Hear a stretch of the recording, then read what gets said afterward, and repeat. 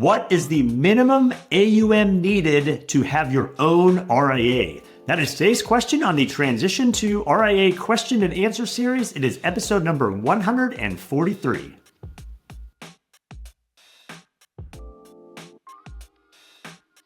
Hi, I'm Brad Wales with Transition to RIA, where we help you understand everything there is to know about why and how to transition your practice to the RIA model. If you're not already there, start out by heading on over to transitiontoria.com, where you will find this entire series in video format, podcast format. There's articles, there's white papers, there's a vendor profile series, all kinds of things to help you better understand the RIA model. Again, transitiontoria.com.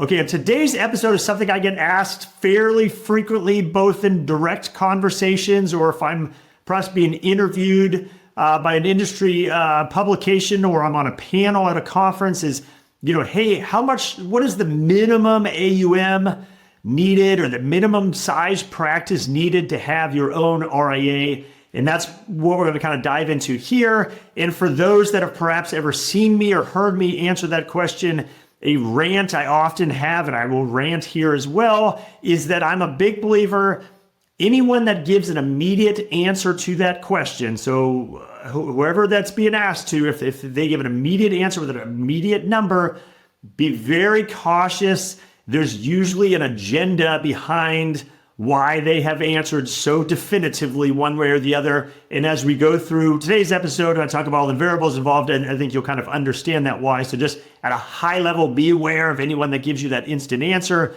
I never do, because it's a much more nuanced answer that goes with it, hence the entire episode here. So as a starting point, before I get to some of the variables involved, the very short answer is that there is no AUM minimum required to start an RIA. Now, whether it's a good decision or not is something we'll get into, but from a regulatory perspective, and even nowadays from a logistical perspective, it is possible to start an RIA with zero assets under management. So just to give you kind of that clear the deck regulatory answer, zero is technically the number of the hard minimum. And again, we'll get into factors that might not make sense for you to do that, but it is possible to do. And spoiler alert, I'm not going to give you a specific number as part of this, because as you'll see, there's different variables that go into this that will impact advisors and teams in different ways. So there is no single number that applies to everyone. Hence, one of the reasons I say be careful of anyone that gives you that immediate answer. Again, there's usually some agenda behind that. So what I did want to give you, though, is some perspective of the considerations you'd want to put into this before making a decision on whether your practice is large enough to go down the path of your own RIA. And of course, that's a big part of what I help advisors and teams do is understand what does your practice look like now, understand what your vision is for it going forward, help you understand all these considerations that need to go into this, and help you conclude whether having your own RIA makes the most sense and whether you have the size and scale where it makes sense. Happy to have that conversation with you as well. But as a primer here to get things started, I'll give you some kind of general takeaways. So from a quote-unquote minimums perspective, the first variable is from that regulatory minimum. So as I noted, there is no regulatory minimum to have an RIA. There is, though, a regulatory minimum to have an SEC registered RIA. So as a reminder or new information for those that don't know, you as your own RIA would either be state registered, typically in the state your office is domiciled in, or SEC registered. And there's actually, a lot of people don't realize, there's a couple variables that could go into whether you would be SEC or state, but I'd call it 95% of the instances, the variable that decides that is your AUM. So that AUM is currently 100 million and above, you would be SEC registered. Below that, you would be state registered. Now, that number was about a third of that a decade plus ago. And the SEC at the time essentially felt they had too much on their plate and raised it to 100 million to kind of push more down to the states. There's been some recent talk of would the SEC raise that again. I think to be determined. It's easy for them to say that. The states aren't necessarily prepared or don't have the capacity to take on that many more RIAs. So we'll kind of see if that happens or not. But it's been quite a while now that it's 100 million minimum that you would just want to be aware of. Now, it's not a horrible thing to be state registered. It's not necessarily advantageous or the opposite to be state registered versus SEC registered. The rules are about, and I could defer to the compliance folks that maybe have a slightly different number, but call it 95% of the rules that state registered RAs follow. It's the exact same at SEC level. At the state level, though, you do sometimes have, depending on what state you're in, some one-off rules that perhaps don't apply or disclosures that don't apply with being SEC. But make no mistake, if needed, if you were under 100 million, you could start state registered. And then what would happen is you grew your practice and exceeded 100 million, you would essentially re-register it as SEC and then hopefully just continue to grow from there. The challenge is not necessarily the right word, but there is a cost involved with doing that. There is some logistics and processes involved with doing it. So if you're at, say, 50 million now, and it's going to take you quite some time to get to 100 million, then go ahead and start at state, and you'll cross that bridge when you get there. If you are in that 90, 95 million range, I typically say, hey, you might as well sit tight, continue to grow your practice, and let's try to get you over the 100. So you're just launching from SEC registered from the jump. But then once you exceed that on the way up, whether you have 200 million, 500 million, a billion, you would be SEC registered. So just something to be aware of. Again, it's not going to stop you from starting an RA, whether you're below or above 100 million, but it is something to be aware of, particularly if you happen to be in that close to that 100 million band above or below it. So the next example of minimums to be cognizant of is some, but not all, custodians have minimum asset requirements to use them as a custodian. So I've done an episode on how to choose a custodian for your RIA. You can check that out. And there's many variables that go into that. But one of those variables is obviously you want to understand what their value proposition is, what their service offering is, how they price out their services. But at the same time, you have to be a viable RIA candidate for them to agree to do business with. And so some custodians don't have minimums. They will take you as that startup RIA. There are other custodians that have minimums in the 400-500 million plus range, because that's the kind of the area of the market that they are focused on. So know that depending on which custodian you may or may not want to use, and by the way, you might eventually, as I mentioned, have more than one custodian, be multi-custodial, but just know that that will come into play as well. Then you can say, I'm going to go ahead and start my own RIA and I insist on using a particular custodian. Well, that custodian might not even be available to you depending on what your size is. So from that, again, that size perspective, know that the custodian equation can come into that conversation as well. The next example, which is a bit related to custodian, is if you still have legacy commission assets that you need or want to be able to accommodate, it is in most instances possible to accommodate that in the RIA space. So as I've talked a lot about in episodes, you do not have to be 100% fee only to have to transition your practice to the RIA model. Now, there are many RIAs out there that are 100% fee only, and technically the assets held under the RIA are always fee-based advisory assets. However, it is possible to set up what's often referred to as a hybrid arrangement, where you do, alongside of it, have a way to accommodate your remaining commission assets. I've done episodes on that as well if you want to dive deeper into it. But depends on how you what's available to you based on the circumstances or what you desire to do with your practice. The solutions of what to do with those commission assets typically have minimums as well. So one path, not the only path, of accommodating existing legacy commission assets is to perhaps use what's referred to as an RIA-friendly broker-dealer, where they say, hey, you go start your RIA over there, you choose your custodian over there, hey, we are just going to be your broker-dealer for your broker-dealer business, we're going to take a payout just on that business, we're not going to take an override on the RIA side of things. But because they are only taking a payout on your commission assets, they need minimums, again, back to that word, minimum size. And in this instance, it's typically expressed into production, not the asset. So it's how much production in commission broker dealer assets are you generating every year. They have minimums because they're only going to take a scrape off of that. So that needs to be a certain size for that to work as well. So just something to also be considerate of if, hey, if I'm going to start my own RIA and I am going to need some way to accommodate my commission assets, which it might be an RIA-friendly broker-dealer. There's other approaches as well, but they typically all have some sort of minimums associated with it. Again, which traces back to the size of your practice, and in this case, the size of that component of your practice. So another variable to be aware of. And then, just kind of at a more general level, is what I would call scale minimum. So while it might be possible to register an RIA with technically zero assets, again, does it make sense to do that? And that's ultimately, again, whether you have zero assets, 100 million, 500 million, or a billion, it's gonna be based on what your circumstances are.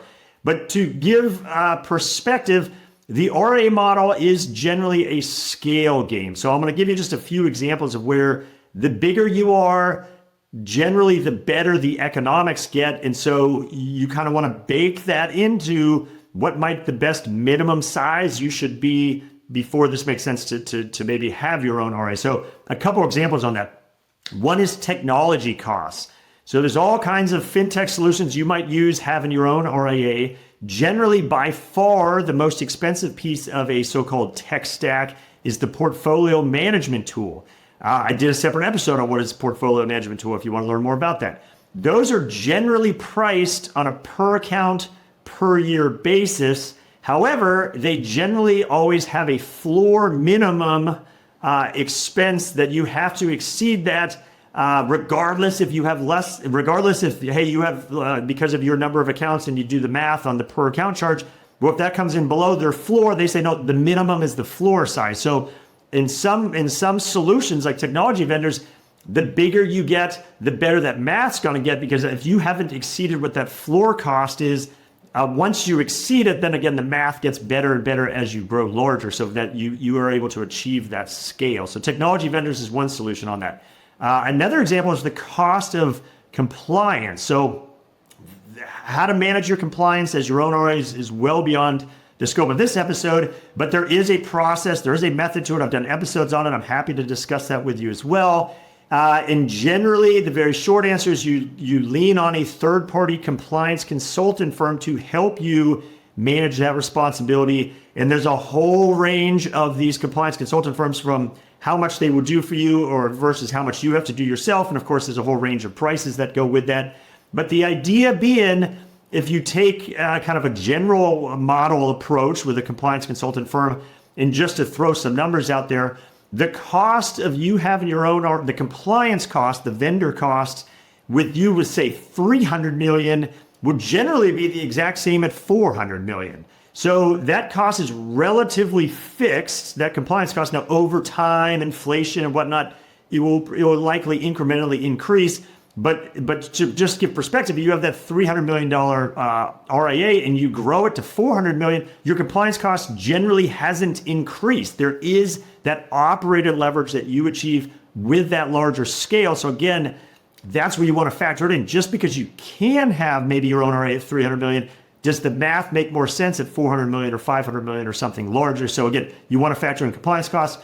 And then the final kind of scale example I'll give you, it's just not to say this is an exhaustive list, is how you approach real estate. So as your own RIA, you will be responsible for whatever your office footprint's going to be. There's all kinds of ways to approach that, from a completely virtual approach at one end of the spectrum to outright owning the building you're in, essentially on the other end of the spectrum. But that is similar to the compliance cost. So whether you lease an office or you own the building, yes, every year the lease probably has a little built-in 3% increase kicker, or if you own the building, the property taxes incrementally go up. So I'm not going to say it's entirely fixed cost, but for the most part, it's a fixed cost. So again, back to the example, if you're a $300 million RIA or a $400 million RIA, you probably don't necessarily need a larger office going from 300 million to 400 million. That office's cost essentially stays fixed. So the larger you get, the better the overall math gets. Now, as you grow your firm and perhaps you cross 500 million or a billion, at some point, maybe you do need larger office. And so there could be an incremental stair step to that. But the idea being it does not go in lockstep. Every new dollar of revenue you bring in does not in lockstep increase your real estate costs. You get that operating leverage. So again, it comes back to where does it make the most sense from an economic standpoint to have your own RIA because of that real estate cost. The bigger you get, perhaps, the better that math gets overall. So those are just a couple variables to hopefully help you understand why this is not just a simple, easy, black and white decision. But I will leave you with a couple takeaways related to that. So the first one, and this is from someone, myself, that talks to hundreds of advisors and teams a year and has done this for coming up on 25 plus years in the industry. And I would tell you there is no rule on, oh, this size means you should start an RA and this size means you should join an RA. Advisors and teams of all sizes have pursued starting their own RIA, and advisors and teams of all sizes have joined existing RIA platforms. So don't think that there's some rule that says if you're below a certain amount, you should only join one, or if you're above a certain amount, that means you have to have your own. It might make sense for you to have your own RIA, or it might make sense for you to join an RIA, but just know advisors and teams of all sizes have gone down both paths. I help advisors down both paths. So my comments are not meant by any means to steer you one way or the other. It is just to help you understand the pros and cons of both paths, because guess what? They both have pros and cons, and try to work to figure out what would be the best for your specific circumstances. So again, there's no rules on a certain size means you start an RA, a certain size means you join an RA. Now, related to that is also, just because someone you've known perhaps in the industry or you read about in the industry that, maybe a similar size practice recently went in whatever path they went down. Maybe they started their own RA, maybe they joined an RA. Just because someone else of seemingly the same size as you went down a certain path doesn't mean that's going to be the best path for you. There was a reason, or hopefully that team did their homework, did their due diligence, understood it all, understood the pros and cons, and determined for themselves, based on their practice, which of those paths was best to go down. But there's way more variables than just that AUM number alone. I've talked about some of them in this episode. I talk about a lot of episodes, the responsibilities of having your own RA or joining an RA. All kinds of variables go into it. So don't just look at whether it's a peer you know, or a colleague, or just someone you're reading about in the news. Regardless of which path they went down, or regardless of maybe which firm they joined, or whatever the case is, that doesn't necessarily mean it's going to be a fit for you just because your AUM size happens to be relatively close. And then the final thing I'll leave you with, and perhaps this is self-serving, this is the value I provide for advisors and teams, is helping you understand all of this. And again, I help advisors and teams down multiple different pathways here. I'm not just essentially a one-trick pony that can only help you down one pathway, but is be careful who you take this advice from. Obviously, I'd love you to reach out. I'm happy to help you with this. I'm happy to have that conversation with you, but you might either be talking to someone directly, or hear advice or read about advice, and careful who you get that advice from. And I'll give you kind of two examples why. One, the person or people providing you a specific answer might be because they work for a particular type of service provider, and they are giving you the answer that aligns with what they have to provide. So if you are a compliance consultant firm that is in the business of helping people register their own RIA, and you ask them, should I have my own RIA or should I join one? Guess what their answer is typically going to be? Oh, you should have your own, because again, that aligns with the service they're providing. Now, I'm not suggesting that the business development people at these firms are not good people and provide good feedback, but it is what it is. That is the service they have to provide. Or if you go to some solution provider that has a minimum assets to be able to support you, perhaps it's a custodian and or supported independence platform, and they say, hey, you go to them and say, hey, I want to start my own RIA, will you be able to help me? Well, if you're below whatever their minimum requirement is, they might very well say, oh gosh, at your size, you should really join an RIA, and we'd love to introduce you to some RIAs that use our solution, and that's going to be best for you. It might ultimately be best for you to join an RIA, and they might ultimately help you find a good RIA to join, but you do just have to question, was there any bias to why you suggested I only go that one direction Is it because you couldn't help me otherwise? So from a service provider's perspective, again, these are good people trying to educate you, trying to help you out, but it is what it is. If they represent a particular solution, their feedback is typically going to align with whatever that path is. And then the other variable, careful. I'm sure many of you get just relentlessly cold called by industry recruiters. And from, certainly I won't name any names, but from observing the marketplace for many, many, many years now and seeing how some of these folks position the RIA model in videos they make or blogs they write or articles they're quoted in or feedback I get from advisors that have spoken to some of these folks. Typically, my experience has been that traditional recruiters, particularly ones that might be cold calling you, are generally always trying to steer you to an RIA to join versus walking you through, hey, let's understand what the join an RIA option looks like, and let's understand what the start in your own RIA option looks like, and let's figure out which one's best for you. And there's a couple reasons they generally lean that way. One, the person you're talking to just simply might not and often does not have the experience to be able to help you understand all the variables that go into starting their own RIA. And so it's easier for them to essentially position existing RIAs as the better solution that they should connect you with. Or two, that's maybe the extent of the relationships they have that they can refer you to as existing RIAs. And again, because they don't have the experience of helping people start their own RIAs, they don't have the relationships with the solution providers that can help you down that path. So it might be limited to just, that's essentially who they all can refer you to or help you out with. And then the third one, and I won't say this is the main reason here, but it is easier for a recruiter from their workload to just try to connect you to an existing RIA and let that solution try to help you with everything and land your business, and they'll take it from there. It is from someone that helps advisors and teams down both. It is significantly more work on my part to help you go down the path of starting your own RIA than helping you understand and connecting you maybe existing RIAs. And again, that's to be determined which path is going to be best for you. And at the end of the day, I'll help you down whatever path is best.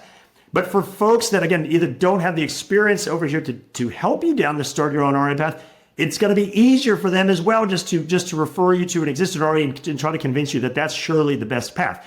Again, I don't want to paint a broad brush for all kind of industry recruiters in that regard, but just be careful, particularly if someone's calling you out of the blue, you don't know who they are, you've never heard of them before, and they're trying to give you an answer to, what is this minimum AUM you should have? There's all kinds of reasons they may or may not have the information even themselves to be able to give you an honest answer. And then, of course, as I noted, they might have some biases there as well. Again, I can help you down all paths related to the RIA model.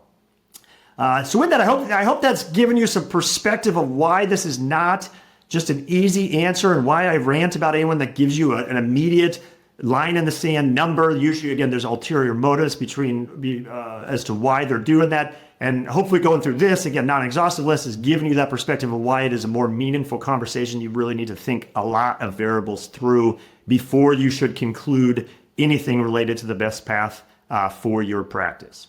So like I said at the top, my name is Brad Wales with Transition to RIA. And this is the kind of thing I help advisors with all day long, is helping you understand, should you even be looking at the RIA model? Does it make sense for your practice? How would it work if you did make the transition? And then what are all the pathways and variables and decisions that go into it, depending on which pathway ultimately ends up being best for you? Happy to have that conversation with you as well. First things first, though, head on over to transitiontoria.com. Where, as I noted, you can find this entire series in video format, podcast format. There's articles, there's white papers, the vendor profile series. And at the top of every page is a contact link. Just click on that and you can instantly and easily schedule time to have a one-on-one conversation with me. Whether you want to talk about today's topic or anything else RIA related, I'm happy to have that conversation with you. Again, transitiontoria.com. And with that, I hope you found value in today's episode, and I'll see you on the next one.